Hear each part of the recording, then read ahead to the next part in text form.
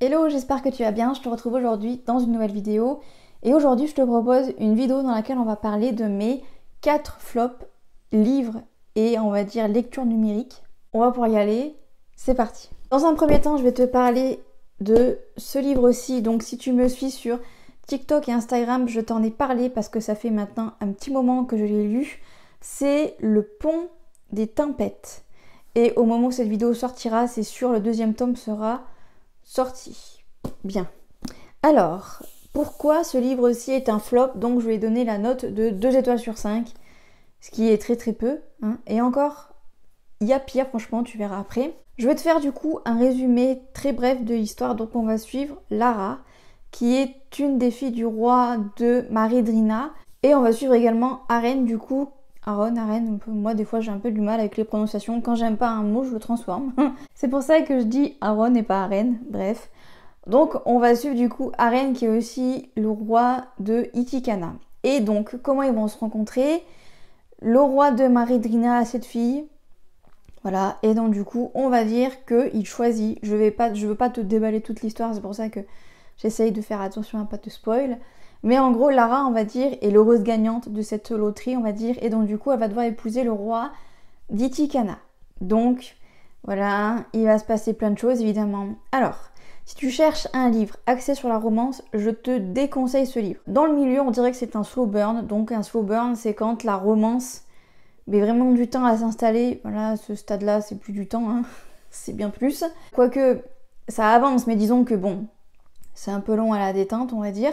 Mais vraiment, si tu cherches un livre axé sur le couple, axé sur la romance, ça va pas te convenir parce que on parle surtout dans ce livre aussi de combat, voilà, de guerre, parce que évidemment, ça ne va pas être un long fleuve tranquille et comme c'est un mariage, ce n'est pas un mariage d'amour, c'est un mariage, on va dire, c'est une alliance en fait pour préserver la paix, voilà, pour que la paix continue de durer dans le temps. Et alors, du coup, maintenant que je t'ai fait un petit peu un résumé de l'histoire, je vais t'expliquer pourquoi est-ce que ce livre-là ne m'a pas du tout convaincue et n'a pas le droit à mes faveurs. Déjà, première chose, et je ne comprends pas pourquoi je n'ai pas remarqué ça, parce que du coup, comme tu auras pu le remarquer, c'est un livre papier. Donc, je suis carrément allée en magasin pour l'acheter à la Fnac, donc autant dire que j'ai pu un petit peu le feuilleter. Et en fait, ce qui m'a convaincue d'acheter ce livre, c'est TikTok en fait, parce que tu sais, des fois les gens font des TikTok et mettent certains extraits du livre, et c'est ça qui m'a convaincue. Mais en fait, de base, ce n'est pas du tout un livre que j'aurais acheté pour une raison très simple. Quand on feuillette comme ça le livre, on se rend compte que c'est un livre qui est écrit à la 3e personne. Alors il y en a qui adorent ça vraiment, mais alors moi j'ai un vrai blocage avec ça. Ça m'empêche de rentrer à 110 milliards de pourcents dans l'histoire. J'y suis quand même arrivée, mais il a fallu qu'il se passe quand même bon nombre de chapitres avant que j'arrive à plonger dedans, déjà. Et deuxième chose, pour moi, ce qui me gêne encore plus quand c'est écrit à la 3e personne, j'ai vraiment l'impression que la narration, elle se fait un peu au-dessus des personnages. J'ai pas l'impression de rentrer vraiment dans la tête des personnages. Et crois-moi que pour ce livre aussi, j'aurais vraiment aimé rentrer dans la tête des personnages. Peut-être que si j'étais rentrée dans la tête des personnages avec une narration du coup au jeu et pas au il ou elle, eh bien peut-être que du coup j'aurais accordé plus de points à ce livre-ci. Et puis bon voilà, en plus comme tu l'auras remarqué, donc j'ai payé ce livre-ci 22 € tout de même. Et je pense que tu l'auras remarqué, mais la couverture commence à s'effacer. Alors ça pour moi c'est... Ah ça me frustre. On sait à quel point les livres papier coûtent cher. Alors si en plus la couverture s'efface parce que voilà quoi, enfin je veux dire on feuillette le livre, on le touche et encore là le livre est dans la bibliothèque et clairement je compte pas le relire, je le garde uniquement pour la couverture et parce que mon fils a dans la couverture, mais sinon clairement je pense que je l'aurais donné à quelqu'un ou peut-être même revendu, mais voilà, bon en plus voilà comme je t'ai dit du coup le fait que la couverture s'efface ça me va pas. J'ai trouvé également que c'était un livre qui était très très très très long.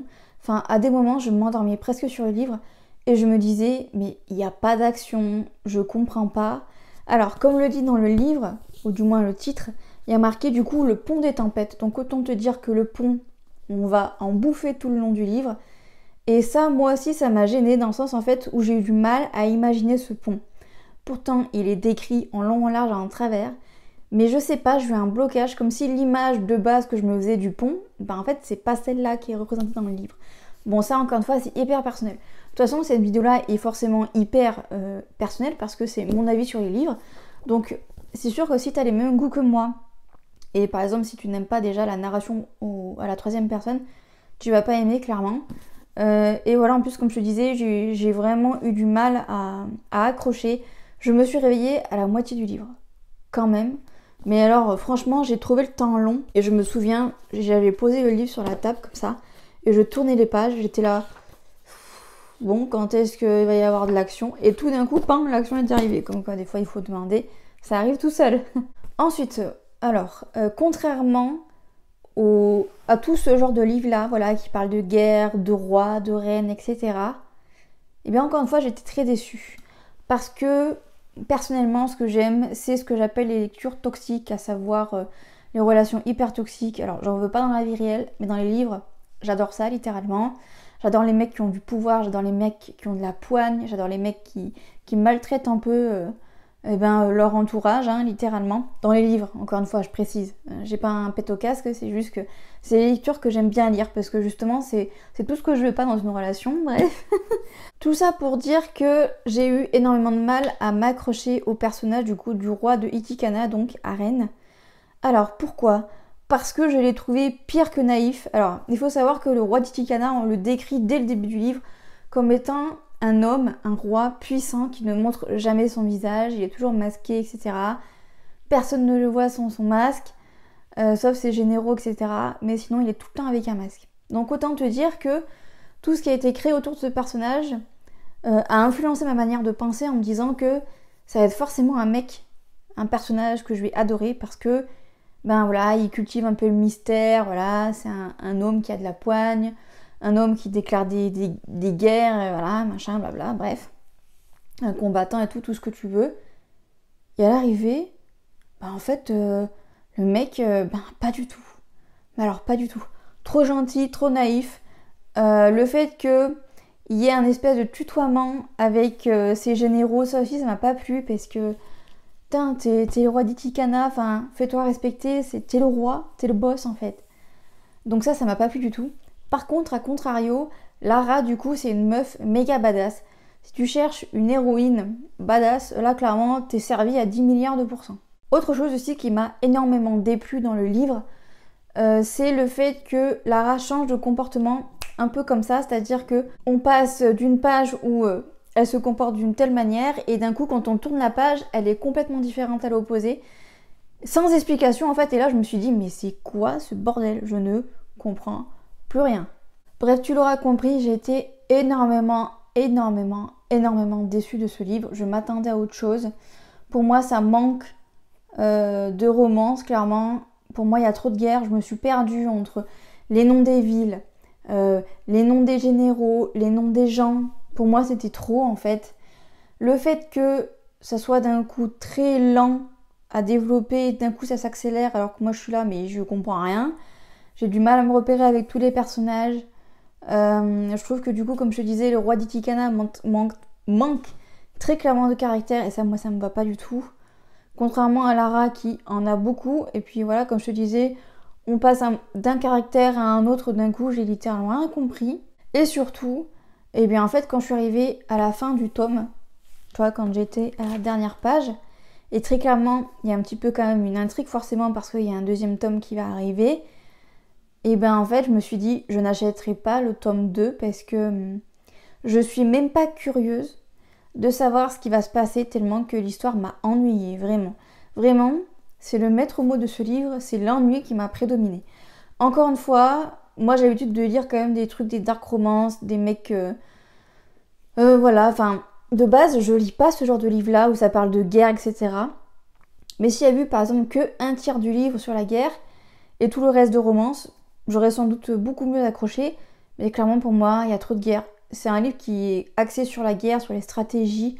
Donc si vraiment t'aimes ça, sur un peu une espèce d'énigme aussi, tu vas adorer. Mais alors si t'es comme moi et c'est pas du tout ton genre de lecture à la base, eh ben, passe ton chemin. Clairement, passe ton chemin. Ensuite, du coup, je vais te parler d'un énorme flop. Et c'est là où on va passer à une note que je n'ai jamais donnée pour un livre. On va parler de Attirance criminelle. Du coup, que j'ai lu en format numérique sur mon téléphone plus particulièrement, que j'ai acheté sur Amazon, sur Kindle Amazon, hein, c'est la même chose. Alors là, quelle déception, messieurs, dames, mais alors quelle déception, j'ai pas d'autres mots qui me viennent en tête parce que y a pas plus vrai que ce mot, voilà. Quand on lit le résumé, moi qui adore, comme je te disais, les relations toxiques, les trucs, des trucs qui partent un peu en cacahuète, enfin, je me suis dit, je lis le résumé, ça me rappelle un peu Lexstone de Sarah Rivens, si jamais tu connais. D'ailleurs, Lexstone est sorti en livre, au moment où tu verras cette vidéo, Lexstone sera sorti en livre. Donc, j'ai trop hâte de l'avoir dans mes mains parce que vraiment, c'est mon livre préféré. Il est vraiment incroyable. Bref, on n'est pas là pour parler de Lexstone, on est là pour parler des flops. Reprenons-en à la suite de la vidéo. Donc du coup, je te disais que moi, ça me rappelait un peu des vibes de Lexstone. Un petit peu de Captive et en même temps, c'était un livre que j'avais entendu parler grâce à Captive parce que on disait que ça ressemblait un peu à Captive, ça pouvait un petit peu aider par rapport au manque de Captive. Attirance criminelle, c'est génial, il y a 3 tomes, blablabla. Il faut le lire, c'est un incontournable, machin, blabla. Donc autant dire que moi, qu'est-ce que j'ai fait? Eh bien, je l'ai acheté. Voilà. Et heureusement que je l'ai acheté en format numérique et que je ne l'ai pas acheté en livre papier parce que franchement, j'aurais eu les boules. Je lui ai donné du coup la note de 1 étoile sur 5. Donc, c'est très très peu. Et du coup, avant de t'expliquer pourquoi, du coup, je vais te raconter un petit peu l'histoire de Attirance criminelle. Dans cette histoire, du coup, on va parler de Evan et Maya, du coup, qui sont du coup nos deux protagonistes de l'histoire, en tout cas les deux protagonistes principaux. J'avais décidément pas à parler aujourd'hui. Donc, comment ils vont se rencontrer? En fait, du coup, Maya perd son frère et elle est passionnée de photographie. Elle va rentrer à l'université et un soir, en fait, elle décide d'aller faire des photos avec son appareil photo. Et en rentrant pour aller à son appartement, elle se perd et elle arrive dans une ruelle. Et là, en fait, elle va croiser Evan. Qui voilà, est en train de faire des choses pas très bien dans cette ruelle. Et en fait, elle va être témoin de tout ça. Et c'est de là que leur vie va rentrer en collision et qu'en fait, il va se passer plein de choses après. Je ne t'en dis pas plus sur l'histoire parce que sinon après ça va te spoil. J'ai vraiment fait un résumé, on va dire, du début du livre. Donc de base, c'est clairement un livre que je voulais lire parce que le résumé de l'histoire m'allait trop bien, que je me suis dit je vais forcément kiffer, c'est obligé. Ça parle d'un criminel, ça parle d'une meuf qui va à l'université, qui est passionnée de quelque chose et à cause de ce quelque chose-là va se retrouver dans le bourbier. Voilà, c'est un peu ce genre de livre que je kiffe. Et du coup, pourquoi est-ce que du coup je n'ai pas aimé? Alors déjà, pour moi, le gros problème, c'est qu'on manque de point de vue de la part d'Evan. Pour moi, on est trop focus sur Maya. Voilà, déjà, première chose. Moi, j'aime quand il y a vraiment les deux points de vue, limite, un chapitre par un chapitre, où, voilà, chapitre 1, c'est, on va dire, le point de vue de la femme, et le chapitre 2, c'est le point de vue de l'homme, et c'est comme ça tout le long du livre. Ça, j'adore ça, je trouve ça kiffant, parce que vraiment, on rentre dans la tête des deux personnages, et on y rentre vraiment pour de bon dès le début de l'histoire. Là, malheureusement, avec Attirance criminelle, c'est pas du tout le cas, mais alors, pas du tout. On a de temps en temps des points de vue d'Evan, et alors à chaque fois j'étais déçue. Pour moi, le gros problème que j'ai rencontré, c'est que clairement, Evan il est toxique, il n'y a pas de problème là-dessus. Mais en fait, je comprends pas comment est-ce qu'il peut autant lui manquer de respect, c'est-à-dire que... Alors oui, certes, j'ai l'habitude de lire des livres où les mecs sont toxiques et tout, mais je sais pas comment dire, mais c'est pas comme ça. Voilà. C'est-à-dire que derrière, on sent quand même que le mec commence à développer des sentiments, enfin, il y a quelque chose, tu vois. Là, j'ai l'impression, en fait, que le mec, il est méchant pour être méchant, en fait. Alors que d'un côté, il fait des trucs avec elle, on se dit, mais pourquoi, en fait? Enfin, je sais pas.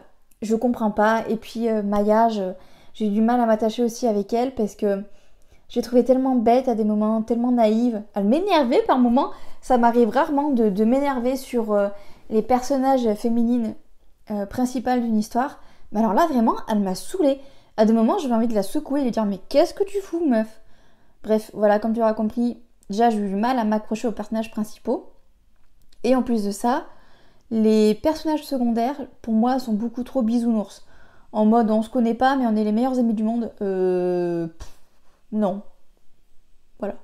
Contrairement au Pont des Tempêtes, où je me suis quand même bien étalée, là, vraiment, c'est pour te dire, j'ai tellement pas... Enfin, c'est pas aimé, mais j'ai tellement eu du mal à rentrer dans l'histoire qu'il y a des moments où je lisais en biais les chapitres parce que ça me saoulait vraiment. Des fois, j'ai même fait des pauses de plusieurs jours pour essayer de reprendre le wagon, mais en fait, j'y arrivais jamais. Je me suis forcée, et ça m'arrive rarement de me forcer, en fait, pour terminer ce livre, en fait. Et pour me dire, ok, c'est bon, je l'ai lu jusqu'au bout, quoi, je peux vraiment en parler, quoi. Mais vraiment, voilà, je n'achèterai pas le tome 2 ni le tome 3, parce qu'en fait, non, quoi. Pour moi, en fait, la plume de l'autrice est trop enfantine, en fait, pour moi. Ça ne me va pas. Alors, je sais qu'elle a écrit d'autres livres, parce que je crois que ce livre-là, il date de 2014-2015. On est quand même en 2023, donc je pense que, voilà, elle a créé d'autres histoires et sa plume a dû évoluer forcément. Donc, j'ai déjà un petit peu regardé ses autres livres, donc peut-être que je craquerai pour d'autres de ses livres. Mais en tout cas, Attirance criminelle, on en fait tout un foin, sur TikTok plus particulièrement. Et franchement, non, je l'accroche pas du tout. Mais alors, pas du tout, pas du tout, pas du tout. Bref, tu l'auras compris. Ensuite, du coup, on va parler d'un autre livre, du 3e livre de cette vidéo. Et ce livre-là, c'est le seul livre où je me suis arrêtée littéralement en plein milieu. Et je sais que je ne le lirai pas jusqu'à la fin. Oui, et encore une fois, je l'ai acheté en papier. Non mais vraiment, je suis exceptionnelle. Bref, je ne l'ai même pas noté, c'est pour te dire, parce qu'en fait, je me suis arrêtée en plein milieu. Pourquoi est-ce que du coup, je voulais quand même le mettre dans cette vidéo? C'est parce que pour moi, clairement, c'est un flop, pour moi. Pourtant, j'avais lu des extraits du livre, j'étais bien consciente de ce qu'il y avait à l'intérieur, mais je sais pas.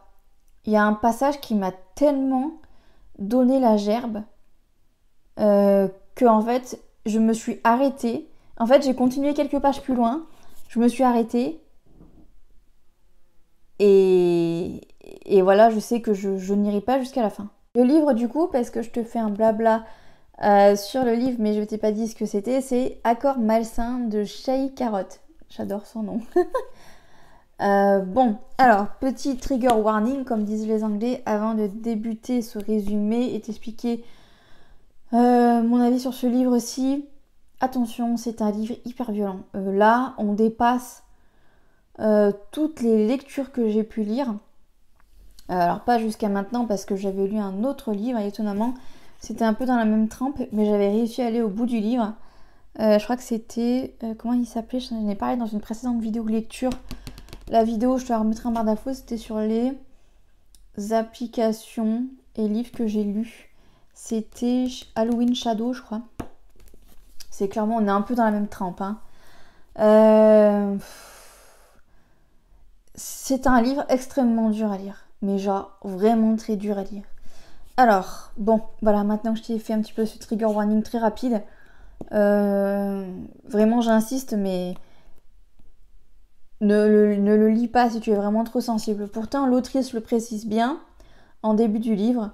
T'as vraiment toute une partie du début du livre, et j'ai d'ailleurs beaucoup aimé parce qu'on est vraiment dans l'ambiance du livre. Je vais te montrer parce que du coup on parle de jeux vidéo. Donc tu vois, t'as vraiment des présentations avec des petites croix comme sur la manette de PlayStation, entre autres. Je vais te lire une des phrases que l'autrice a mise en gras ici, dans les premières pages de son livre, comme ça te mettra dans le thème. Votre aventure va pouvoir commencer. Préparez-vous aux turbulences telles que des jets de sperme. Armez-vous de lubrifiant et surtout soyez prêts à oublier votre pudeur. J'aime beaucoup aussi ces sous-entendus là, par exemple entre parenthèses elle met et là vous vous demandez où vous avez atterri. Et ensuite elle met maman tu as interdiction de lire ce livre, je te préviens. Voilà, donc tu sais clairement dans quoi on va aller.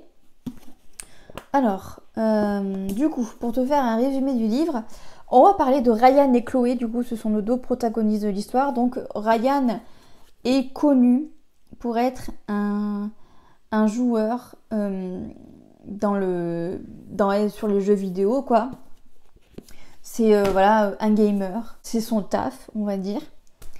Et il a des penchants sexuels, voilà, plus que déviants. Et de là, notre petite Chloé qui, elle, de base, travaille dans une entreprise. Et clairement, elle se fait harceler sexuellement. J'ai été extrêmement mal à l'aise, vraiment, dès le début du livre par rapport à ça. Où en gros, elle est carrément obligée de montrer son corps pour continuer à travailler là où elle est, bref. Et comment est-ce qu'ils vont rentrer l'un dans l'autre? Non. Comment est-ce que du coup nos deux protagonistes vont faire connaissance, on va dire ça comme ça? Eh bien en fait, Ryan cherche quelqu'un dans son équipe de gamers et notre petite Chloé, eh bien, est aussi gameuse, mais de façon totalement amateur, contrairement à Ryan. Et donc du coup de là, elle va passer des entretiens et voilà, il va forcément se passer des choses. Alors, qu'est-ce qui m'a déplu dans ma lecture? Pourquoi est-ce que je me suis arrêtée en plein milieu? Encore une fois, Chloé, elle m'a franchement énervée. Pour moi, elle manque... Enfin, elle arrive à pas se faire marcher dessus certaines fois, mais d'autres fois, elle est vraiment trop bête et trop naïve. Enfin, j'aurais 1000 fois mieux apprécié ma lecture si c'était une meuf badass et qui se laissait pas marcher dessus, quoi. Parce que c'est typiquement le genre de meuf qui va dire « Mais non, je ferai pas ça » et puis 30 secondes après, elle change d'avis. Et clairement, pour ce genre de livre-là, en fait, chez moi, ça passe pas, en fait. Donc voilà, j'ai eu énormément de mal avec ça. Et j'ai arrêté de lire, en fait, le livre après une scène hot qui m'a plus que dérangée. Même si, comme je te le disais, l'autrice, elle a prévenu que c'était clairement pas un livre de bisounours. J'étais bien au courant, mais je m'attendais tellement pas à ça, mais tellement pas à ça. Et j'ai l'impression qu'il y a encore plus de dingueries après qui arrivent. Et clairement, là, clairement, je peux pas. Je peux clairement pas. Voilà pourquoi j'ai arrêté littéralement ma lecture, limite, littéralement en plein milieu, parce que non, je te dis, ça m'a donné envie de vomir. J'ai cru que j'allais vomir vraiment. Enfin bon, voilà quoi. Ça c'est pour dire, je me suis arrêtée au chapitre 22. Voilà. En termes de point de vue, franchement, on a les deux points de vue des deux personnages, donc ça c'est vraiment bien. Si t'aimes ce genre de livre-là, hyper violent, parce que vraiment c'est hyper violent, surtout en ce qui concerne les choses sexuelles, franchement tu vas être servi. Mais alors si t'as vraiment du mal, je te le déconseille, franchement, parce que même moi, qui ai déjà lu des livres comme ça, je me suis sentie vraiment pas bien, hein, vraiment. On va passer au dernier livre de cette vidéo, que j'ai du coup lu en numérique, encore une fois sur mon téléphone, et c'était du coup Kissing the Devil. Donc embrasse le diable, voilà, tout simplement. Alors, encore une fois, c'est un livre, quand j'ai lu le résumé, qui de base, franchement, je me suis dit, celui-là va finir en coup de cœur, c'est sûr. Ça m'a rappelé Obsession cruelle et Obsession mortelle, qui font partie de mes livres préférés de tous les temps. Vraiment, j'appuie sur livre préféré de tous les temps, vraiment. D'ailleurs, c'est prévu que je les achète en format livre, tellement je les ai kiffés, parce que c'est des livres que j'ai achetés en format numérique. Et franchement, j'ai tellement kiffé l'histoire, je vais les acheter en livre, c'est sûr, pour les avoir dans ma bibliothèque et pour pouvoir les relire quand j'en ai envie. Bref, du coup, comme je te disais, ça m'a rappelé ce livre-là. Et franchement, je me suis dit, c'est sûr, je vais kiffer. À l'arrivée, j'ai été méga déçue. Combien est-ce que je lui donnerais? Je lui donnerais quand même 3 étoiles sur 5. Oui, quand même. 3 étoiles sur 5. Et je sais que là, tu te dis 3 étoiles sur 5 pour un flop, c'est pas tellement un flop. Eh bien si, c'est quand même un flop pour moi. Comme quoi, des fois, même les notes, ça veut rien dire. Mais vraiment, j'ai été méga déçue. Donc, on va faire quand même un petit résumé de l'histoire. Donc, on va suivre Mila et Alexis. Alors, on va remonter un petit peu dans le temps. Il faut savoir qu'ils se sont rencontrés quand ils étaient, on va dire, jeunes adultes. Voilà, on va dire. Ils ont vécu une relation. Et en fait, Alexis était un peu l'entraîneur privé de Mila. En gros, hein, je résume rapidement. Et en fait, il faut savoir que Alexis et Mila sont de deux familles opposées, c'est-à-dire qu'ils sont un petit peu rivales en fait. Et donc, comme je te le disais, ils ont vécu également une relation un petit peu amoureuse, quoi. Et en même temps, Alexis, du coup, entraînait Mila au combat. Et un jour, du coup, la famille d'Alexis va attaquer la famille de Mila. Et du coup, de là, elle va se retrouver prisonnière. Et lui, du coup, va tout faire pour la retrouver. Et voilà, il dit que elle lui appartient, c'est sa femme, machin, blabla. Bref, tout ce que j'aime à la base. Mais en fait, ce qui m'a énormément dérangée, c'est qu'en fait, Mila, pendant les années qui vont suivre où elle va être retenue prisonnière, captive, eh bien en fait, elle va nourrir une haine contre Alexis en disant que c'est de sa faute, etc. Et en fait, là où moi, ça m'a énormément dérangée après, c'est qu'en fait, après, l'histoire bascule beaucoup trop vite dans la romance, c'est-à-dire qu'on démarre dans un enemy to lovers comme on aime, et en fait, très très vite, Mila, en fait, va littéralement abandonner sa haine et se jeter dans les bras d'Alexis. Quand j'ai vu ça, quand j'ai lu ça, je me suis dit, non. Je suis allée au bout du livre, parce que c'est quand même une histoire que j'ai quand même assez bien aimée dans l'ensemble, mais j'étais tellement déçue, c'est pour ça que pour moi c'est un flop. C'est allé beaucoup trop vite, on a basculé trop rapidement entre la haine où la meuf elle voulait clairement lui mettre une droite, hein, et le moment où elle se jette dans ses bras et qu'ils couchent ensemble. Non, voilà, c'est allé trop vite. J'ai dit next. Point positif tout de même, il y a le point de vue très régulièrement des deux personnages. Donc voilà, comme je te disais, moi c'est un truc que j'adore, donc j'ai beaucoup kiffé ça. J'ai eu également du mal à certains moments à rentrer dans la tête d'Alexis. Pour moi, c'est un livre, dans ma tête encore une fois, qui est beaucoup trop sympathique. Voilà. Pour moi, quand j'ai fini le livre, je me suis dit, c'est trop facile. Il manque d'un petit quelque chose pour que ça soit potentiellement un coup de cœur pour moi. Si la romance n'avait pas été tournée comme ça, si ça n'avait pas autant viré, on va dire, rapidement en romance, peut-être que j'aurais kiffé ma lecture. Mais là, pour moi, clairement, je sais pas, il y avait trop de choses où je me disais, putain, mais je sais pas, réveillez-vous un peu, battez-vous, faites un truc. Enfin, j'ai trouvé ça trop gentil, voilà. Et quand on lit le titre Kissing the Devil, bien sûr, Morgane. Oh putain, je me saoule. Au secours! Jeanne! Au secours! Et quand on lit le titre qui est Kissing the Devil, j'ai envie vraiment qu'on embrasse le diable, j'ai vraiment envie qu'il se passe des trucs, quoi, qu'il y ait des rebondissements, que ça soit pimpin, mais pas du tout en fait. Enfin, en tout cas, pour moi, ça manquait. Clairement, ça manquait. Donc, voilà pourquoi pour moi, ce livre est un flop. Je lui ai donné la note de 3 étoiles sur 5, mais c'est clairement pas un top, ni un bof, c'est clairement un flop. Voilà un petit peu ce que je pouvais te dire par rapport à ces 4 livres-là que j'ai lus. Comme tu auras pu le constater, on est sur des flops, mais ils sont pas tous à la même hauteur de flop, on va dire. Et voilà, c'est la fin de cette vidéo. J'espère que cette vidéo t'aura plu, j'espère qu'elle t'aura aidé. N'hésite pas à me dire un commentaire si tu as déjà lu ces livres, ou si à cause de moi tu vas vouloir te faire ton propre avis et tu vas vouloir les lire. N'hésite pas à me dire tout ça en commentaire.